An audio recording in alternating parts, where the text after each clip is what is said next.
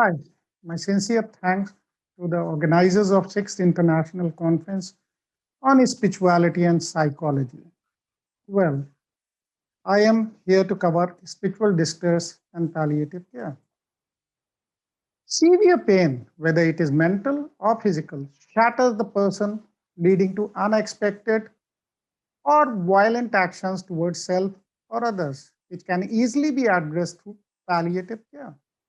Palliative care is holistic addressing of physical, psychological, social, and spiritual components. COVID-19 pandemic has unleashed terror across the globe, causing severe mental stress, necessitating palliative interventions.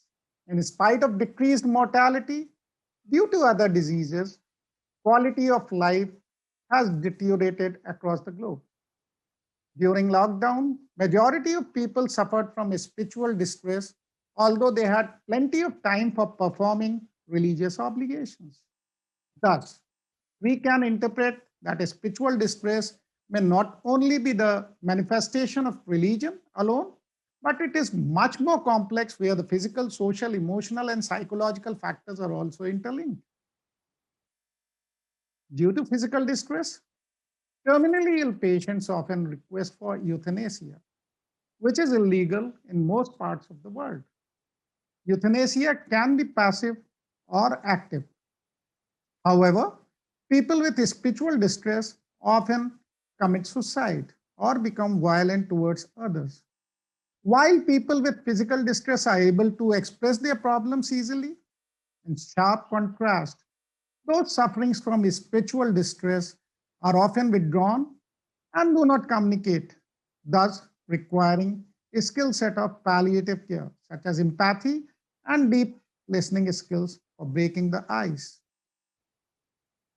Spiritual distress is the impaired ability to experience and integrate meaning and purpose of life through connectedness with self, others, art, music, literature, nature, and or a power greater than oneself.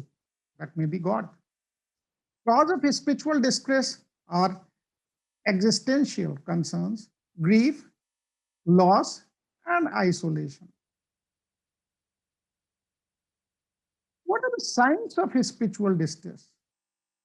Feeling of anger or hopelessness, feeling of depression and anxiety, difficulty in sleeping, feeling abandoned by God, questioning the meaning of life or suffering, questioning beliefs or sudden doubts in the spiritual or religious beliefs, asking why this situation has occurred.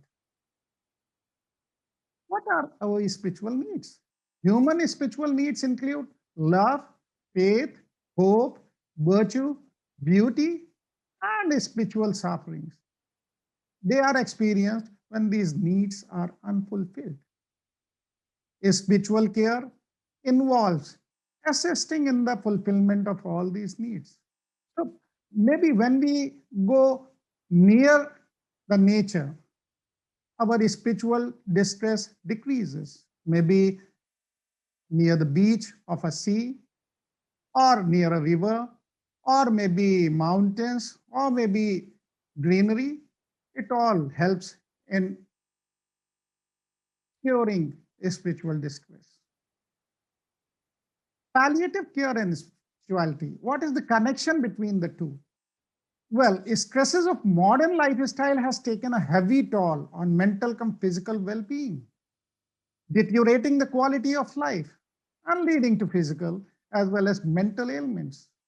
So palliative care, being holistic, can be an answer for improving the quality of life, not only in case of chronic illnesses, but also acute ones.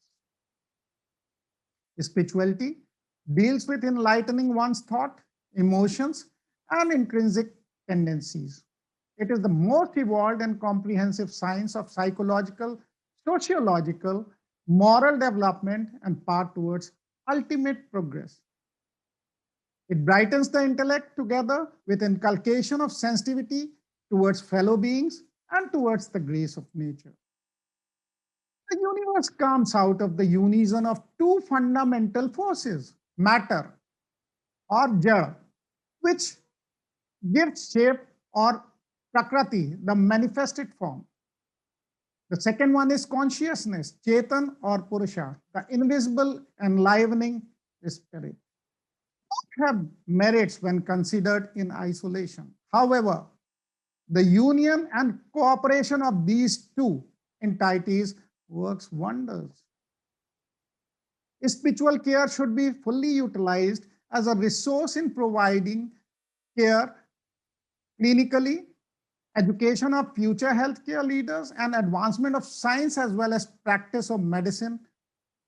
Again, its integration shall lead to effective delivery of holistic healthcare, including palliative care within the community.